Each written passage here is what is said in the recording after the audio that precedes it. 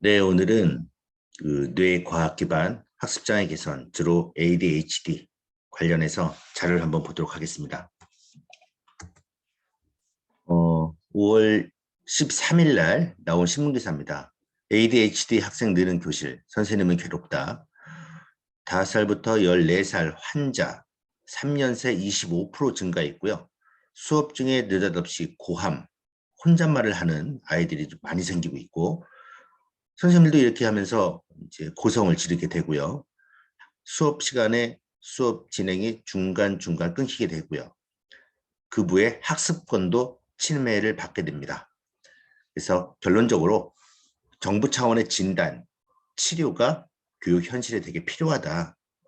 이 얘기를 하고 있습니다. 정부 차원 진단, 치료 지원이 필요한데 원론적이죠. 왼쪽 보시면은 저희 뉴로하미로 측정한 뇌파 사진이 있습니다. 이 아이가 ADHD, 네, 이 아이가 정상인데 같은 아이죠. 한 62회 뇌파 훈련 후 뇌파 이렇게 변했습니다. 처음 보시는 분들은 위에 이렇게 붉은색 이쪽 뒤쪽에 붉은색 결이 뜨는데 이게 세타파입니다. 예, 세타 델타, 예, 세타 델타파가 아주 세죠. 특히 세타파가 엄청 셉니다. 근데 요 붉은색이 많이 줄어들었죠. 그래서 수면 뇌파, 뇌를 노화시키는 아직 불안정한 뇌파, 세타파가 상당히 줄어들게 되고요. 이쪽 붉은 이제 파란색 계열 나오죠. 예, 파란색 계열이 스트레스 뇌파인데 스트레스 뇌파가 완전히 줄어드는 그런 사진을 볼 수가 있습니다. 즉 뇌훈련을 통해서 극복된 사진이라 보시면 되겠습니다.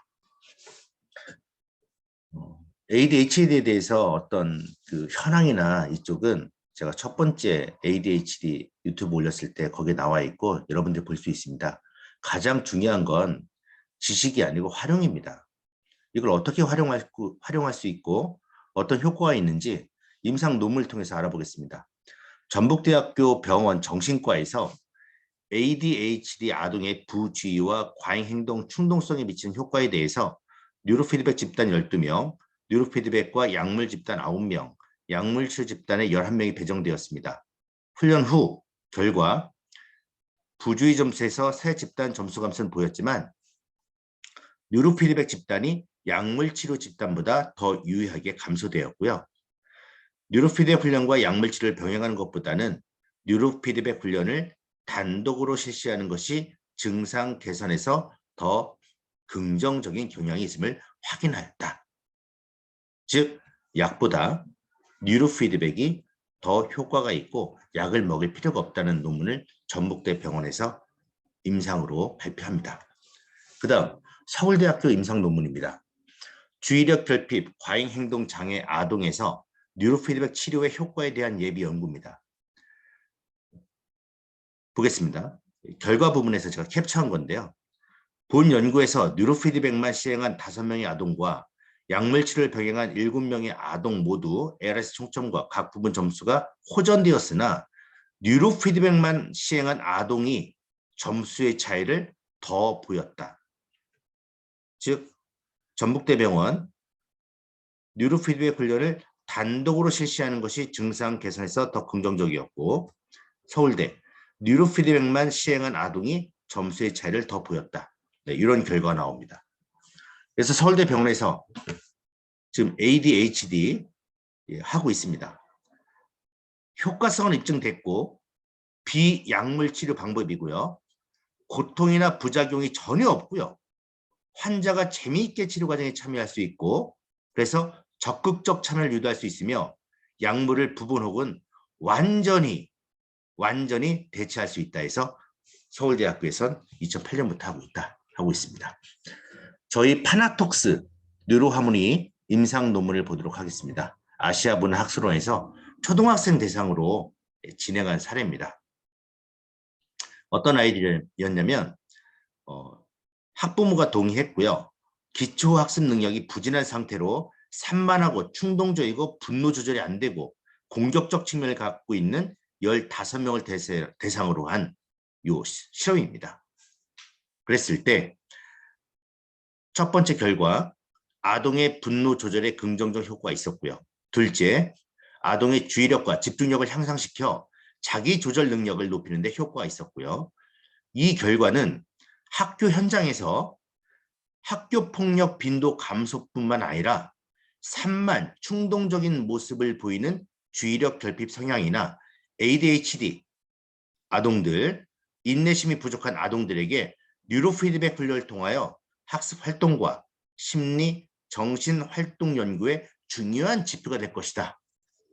이런 논문을 2017년도 최근에 발표를 합니다. 한국교육심리학회에서 저희 뉴로하모니로 ADHD 초등학생들 임상 논문입니다. 첫 번째, 억제 주의력과 작업 기억 능력 향상이 되었고, 두 번째, 주의지수 효과 있었고, 세 번째가 일상생활에서 나타나는 실행 기능의 실질적 영향 수준에서도 일부 유효한 효과가 있었다. 그래서 논문 결과 부분에서 중간에 한번 캡처해봤습니다.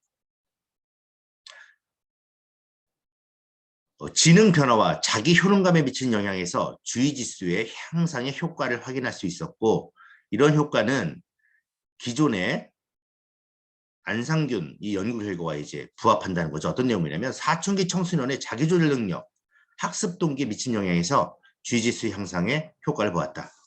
즉 전두엽이 발달돼서 자기조절 능력이 향상된다. 아시겠지만 전두엽이 조절 판단하는 부분 아니겠습니까? 세 번째 결과는 이 내용입니다.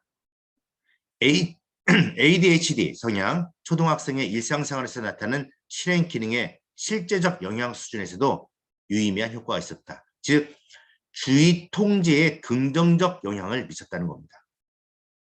어떠한 일에 주의를 기울이고 집중하는 능력인 주의 집중과 새로운 상황과 정보를 향하여 주의의 틀을 옮기는 능력인 전환을 하위를 하는데 이 주의 통제에 대해서 긍정적 영향을 미쳤다는 겁니다. 그래서 마지막으로 하는 말이 뭐냐면 많은 연구에서 뉴로 피드백이 ADHD 아동의 주의력 향상에 효과가 있음을 확인하였다는 겁니다.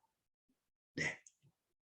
그다음 세 번째 논문까지만 보겠습니다. 많은 논문들이 있지만 세 번째까지만 보겠습니다. 특수교육과 대학에서 나온 논문인데요. 결론만 보겠습니다. ADHD 학생에게 뇌 기능 지수와 주의 집중력을 미치는 영향을 알아보기 위해 뇌파를 활용한 주의 집중 프로그램, 그다음 투어 다트 볼링을 접목한 신체 활동을 적용한 복합 주의 집중 프로그램 이렇게 진행한 겁니다. 그래서 첫째, ADHD 학생들의 복합 주의 집중 프로그램이 뇌 기능 지수의 하위 지표인 자기조절 지수, 주의 지수, 뇌 지수의 표적 관련 신체 활동과 무처치 집단보다 긍정적인 효과를 나타냈다. 그 다음 ADHD 학생들에게 복합주의 집중 프로그램이 주의 집중력의 하위 지표인 선택주의력, 자기통제력, 지속적 주의력의 긍정적 효과를 갖고 왔다. 그래서 즉 요 뇌파 훈련과 신체 활동을 적용한 복합주의 집중 프로그램이 ADHD 아이들에게 효과가 있었다는 그런 임상 논문을 보았습니다. 결론 정리하겠습니다. 뉴로피드백 ADHD 아이에게 적용할 것인가 관련된 임상 논문, 그 다음 병원 정리해 보겠습니다. 첫 번째, 뉴로피드백만 시행한 아동이 약물보다 점수의 차이를 더 보였다. 서울대 의대. 효과성은 입증되었다. 서울대병원. 비약물 치료다. 서울대병원. 고통과 부작용이 전혀 없고 재미있게 치료 과정에 참여할 수 있다. 서울대병원. 약물 부분 혹은 완전히 대체 가능하다. 서울대병원. 약보다 뉴로피드백이 더 효과적이다. 전북대병원. 약물과 병행하는 것보다 뉴로피드백을 단독으로 하는 것이 더 증상 개선에 효과적이다. 전북대병원. 이렇게 정리해 보겠습니다. 마지막으로 모 대학의 파나톡스 뉴로하몬에 대한 소개글을 읽으면서 마치도록 하겠습니다. 네, 이 자료였고요. 이상심리학, 임상심리학을 들으시는 학우분들이 홍창희 교수님께서 자주 언급하시는 뉴로하모니에 대해 궁금하다는 의견이 있는데요. 이번에 임상 실험실에서만 가지고 있는 뉴로하모니에 대해 소개해드리겠습니다. 뉴로하모니는 뇌파를 보면서 스스로 훈련하는 휴대용 뉴로피드백 두뇌 훈련 시스템으로 뉴로하모니는 세계 최첨단 기술 수준으로 그 효과는 이미 미국 심리학회, 세계 스포츠 심리학회, 미국 스포츠 심리학회, 응용 생리학 및 바이오 피드백 학회 등의 논문 발표와 제품 전시를 통해 세계적인 석학들로부터 찬사를 받고 있습니다. 현재 부산대학교 이렇게 쓰고 있다는 거죠. ADHD, 지적장애, 따돌림 등 여러 어려움을 겪는 사람들을 대상으로 하고 있습니다. 훈련은 화면을 보면서 시작하고 있고 보다 필요한 뇌파를 강화함으로써 긍정적 효과를 도모한다고 볼 수 있습니다. 네, 부산대학교였습니다. 여기서 마치도록 하겠습니다. ADHD 없는 대한민국 뉴로하모니로 하시기 바랍니다.